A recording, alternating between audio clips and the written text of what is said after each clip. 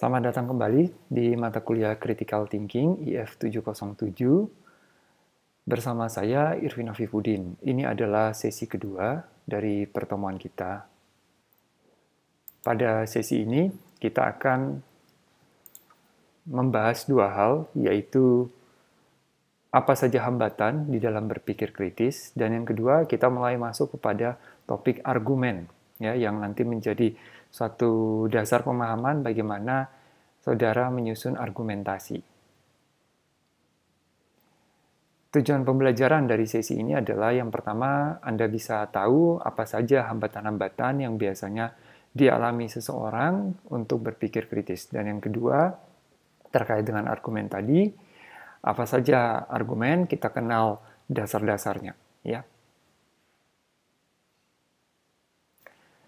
Baik, kita mulai ke topik yang pertama, yaitu apakah ada hambatan di dalam berpikir kritis? Di sesi pertama kita sudah membahas manfaat dari berpikir kritis, apa yang maksud dengan berpikir kritis, apa saja elemen-elemen yang ada di dalam berpikir kritis. Nah, sekarang kita lihat apakah untuk mencapai hal tersebut ada suatu hambatan. Ya, kita menyadari bahwa berpikir kritis memang hal yang penting. Ya. Namun, kenapa di sekeliling kita tetap banyak kita menemukan perilaku-perilaku yang tidak mencerminkan berpikir secara kritis. Ya, termasuk yang barangkali saudara amati dilakukan oleh orang-orang yang sebenarnya memiliki latar belakang pendidikan dan pendidikannya tersebut cukup tinggi. Ya, nah ternyata kalau dari bukunya Balsam dan juga oleh literatur-literatur lain, ada penyebab-penyebab yang ternyata cukup banyak di dalam membuat hambatan di dalam berpikir kritis.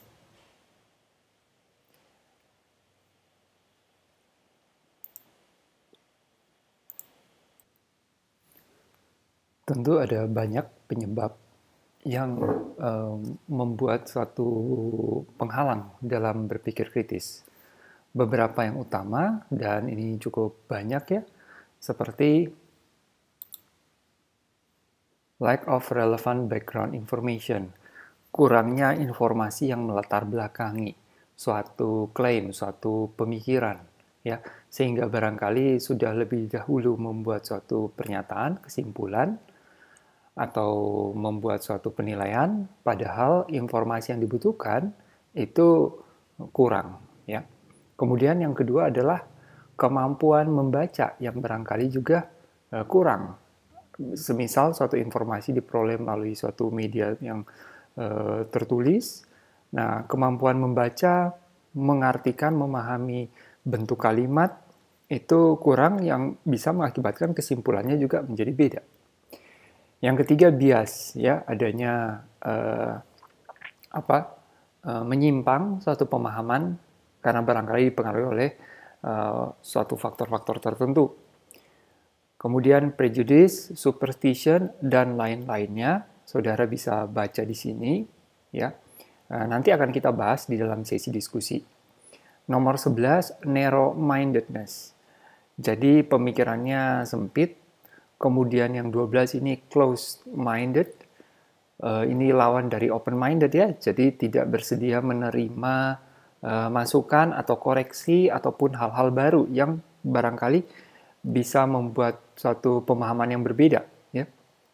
Kemudian berpikir secara relativistik, kita lihat lagi. Stereotyping ini apa ya? Seperti melihat suatu hal kemudian seperti menyamaratakan, ya, bukan menggeneralisir, ya. Stereotyping nanti bisa kita bahas juga di sesi diskusi, ya. Dan seterusnya, face saving yang di nomor 26 ini bermakna ingin menyelamatkan muka, maksudnya gitu ya, jangan sampai malu apa dan sebagainya. Maka jika berhadapan berdiskusi barangkali karena khawatir malu atau dianggap tidak mampu, maka seseorang itu kemampuan berpikir kritisnya jadi terhalangi. Karakteristik pemikir yang kritis dari apa yang sudah kita lihat tadi, poin-poin yang menjadi penyebab, maka kalau begitu seseorang yang berpikir kritis itu memiliki ciri atau karakteristik, yaitu dirinya senantiasa mencari suatu kejelasan, ya, akurasi, dan thinking standard yang sudah kita bahas di sesi pertama, ya, gitu. Sedangkan kalau yang uncritical thinker seringkali berpikir secara tidak jelas, tidak tepat sepenuhnya, ya, begitu. Jadi berkebalikan dari karakteristik pemikir yang kritis. Yang kedua, ya, sensitif, bahwa pemikirannya itu bisa saja dipengaruhi oleh egosentrisme, ya, sosiosentrisme, ataupun hal-hal lain yang bisa membuat dirinya atau penilaian itu menjadi bias. Ya, sedangkan yang uncritical thinkers itu seringkali malah terpengaruh atau barangkali menyadari bahwa ada suatu jebakan yang membuat dirinya bisa menjadi bias atau terbawa oleh sosiosentrisme, egosentrisme, tetapi malah akibatnya malah jatuh ke dalam pengaruh tersebut, sehingga pemikirannya menjadi tidak sepenuhnya kritis. Ya. Kemudian yang ketiga, punya kemampuan untuk memahami sesuatu, menganalisisnya, serta memeriksa apa argumen-argumen yang diberikan dan sudut pandang apa yang digunakan di dalam suatu pemikiran. Kita tahu suatu hal itu bisa saja dilihat dari banyak sudut pandang, ya. Ibarat Anda melihat seekor gajah, Anda melihat dari depan, yang Anda lebih lihat terekspos adalah bentuk kepalanya, wajahnya, ya, kaki depannya. Kalau Anda melihat dari sudut pandang belakang, yang lebih kelihatan adalah bagian ekornya, ya, paha belakangnya, dan lain sebagainya. Kita harus menyadari adanya sudut pandang yang berbeda, dan sudut pandang manakah yang menjadi suatu pokok pembahasan atau suatu perdebatan atau pemikiran, itu kita perlu periksa, kita perlu pahami. Kemudian yang keempat adalah memiliki suatu alasan penalaran yang secara logis itu bisa diterima dan mengacu pada suatu bukti ataupun data. Jadi tidak sepenuhnya hanya suatu perumpamaan ataupun suatu hayalan atau sesuatu yang dia buat-buat, tetapi mengacu pada evidence dan data. Ya. Yang berikutnya adalah jujur kepada diri sendiri secara intelektual. Ya. Mengetahui bahwa kapan pemahamannya keliru, kapan dirinya keliru, dan menyadari bahwa pasti ada keterbatasan saya di dalam memahami sesuatu persoalan. Nah, kita perlu menyadari hal itu, ya. Dengan kita senantiasa tahu apa keterbatasan ataupun mungkin kekeliruan yang bisa terjadi, maka kita tidak terburu-buru mengambil suatu kesimpulan dan kita senantiasa memeriksa ulang. Itu adalah salah satu karakteristik pemikir kritis. Topik berikutnya adalah tentang argumen, ya. Argumen di sini nanti kita akan bawa juga ke dalam tugas kelompok saudara, di mana kelompok saudara akan mengangkat suatu topik dan mencoba menyusun argumentasi. Ya. Nah, secara gampangnya, argumen itu adalah suatu pemaparan apa yang kita paparkan, entah tertulis maupun secara lisan, yang membuat alasan, yang memuat alasan atas suatu pernyataan atau suatu klaim. Itu kita sebut sebagai argumen. Jadi biasa dibilang, mungkin saya ambil contoh, misalnya kita mengatakan bahwa, ini komputernya rusak karena keseringan menjalankan aplikasi X, misalnya. Apa argumen Anda? Apa argumen Anda sehingga menyimpulkan bahwa aplikasi X ini jika dijalankan terus-menerus bisa membuat komputer mengalami gangguan atau rusak. Karena begini-begini. Jadi argumentasi, ya. Kalau orang berdebat, arguing, gitu, ya. Nah, jadi kita akan membahas apa sih itu konsep argumen, bagaimana membedakan antara mana yang argumen dan mana yang bukan. Jadi, apakah itu argumen? Kita lihat dulu. Pertama, argumen itu terdiri dari satu atau lebih premis dan konklusi. Apa itu premis? Saudara bisa baca di sini.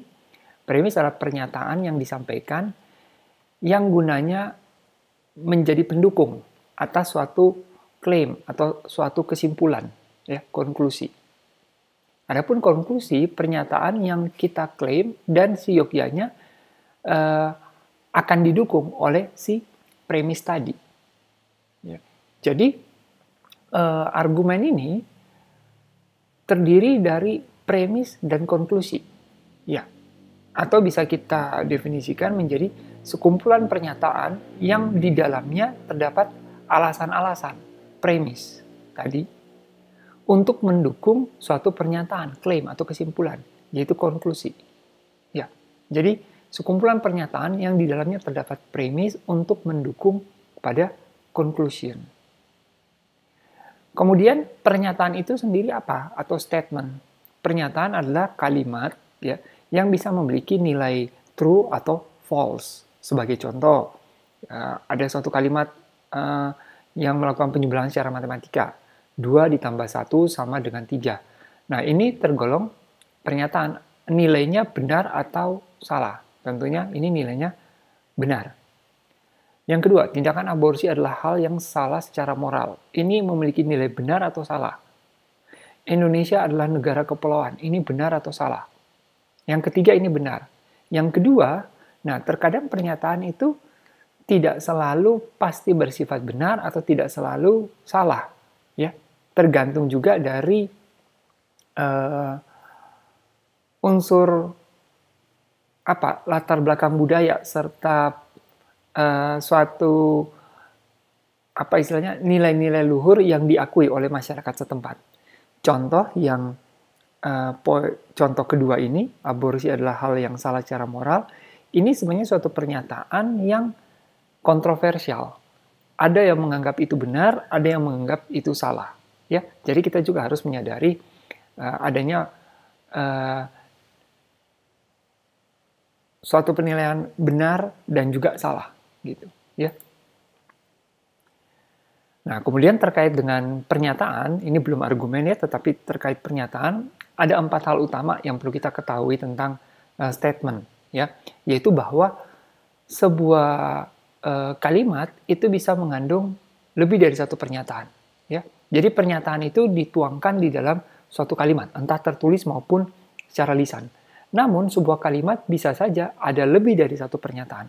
Contoh, Rudy yang bekerja sebagai staf marketing di Bank Rakyat Indonesia adalah tulang punggung keluarganya dan penggemar bakso. Nah, kalau saudara perhatikan, ini ada lebih dari satu pernyataan. Yang pertama, Rudy bekerja sebagai staf marketing di BRI. Pernyataan kedua adalah Rudy adalah tulang punggung keluarganya. Dan yang ketiga, Rudy adalah penggemar makanan bakso. Ini dalam satu kalimat. Dan ada 3 pernyataan yang terdapat di dalamnya. Oke. Hal kedua terkait pernyataan. Jadi pernyataan ini bisa diungkapkan sebagai frase ataupun kalimat, atau mungkin selain dari frase, bisa berupa kalimat tak lengkap. Contoh, suatu kalimat yang bunyinya begini. Bahkan ia telah berkorban banyak, titik. Nah, ini kan seperti suatu sambungan ya. Ada permulaan dulu, ada penjelasan apa yang lebih mendahului, ya. Nah, kemudian juga kalimat belum berakhir. Nah, ini apa yang belum berakhir? Sebelumnya membahas tentang apa? Kalimatnya sebelumnya apa, ya. Nah, jadi suatu pernyataan itu bisa diungkapkan juga dalam kalimat yang tak lengkap. Hal yang ketiga, tidak semua tidak semua kalimat itu pasti mengarah pada pernyataan. Ya, tidak semua kalimat pasti mengandung pernyataan di dalamnya. Contoh, apakah di luar hujan? Apakah ini suatu pernyataan? Ternyata ini adalah suatu pertanyaan, question. Atau merupakan suatu perintah, tutup pintu itu. Ini adalah suatu kalimat perintah. Ya, bukan pernyataan.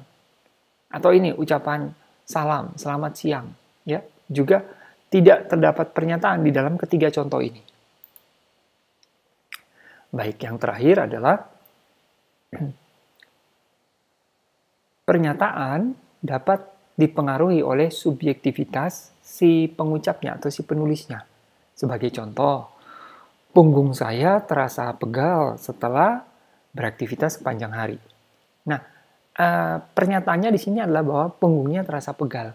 Tetapi sesungguhnya ini adalah hal yang subjektif. Kenapa? Yang merasa pegal adalah dirinya. Apakah memang benar dia pegal ataukah dia berbohong, tidak pegal? Nah, ini sesuatu yang subjektif, di mana untuk bisa mengetahui pegal atau enggaknya, kita hanya mengandalkan pada kejujuran dari si yang menyampaikan. Begitu. Ya, jadi itulah tadi 4 hal tentang pernyataan yang perlu kita ketahui. Kita lanjutkan. Ya. Oke, sesi berikutnya akan kita bahas di dalam diskusi, terutama cukup banyak ya yang tadi kita bisa lihat, yaitu hambatan-hambatan di dalam berpikir kritis. Nah, saya minta agar setiap saudara bisa memberikan contoh dari ke-27 hal ini, Mas, dan silakan saudara boleh cari tahu dari berbagai sumber apa contoh dari ke-27 poin-poin ini. Ya, terima kasih atas perhatiannya. Kita akan lanjutkan di dalam sesi diskusi.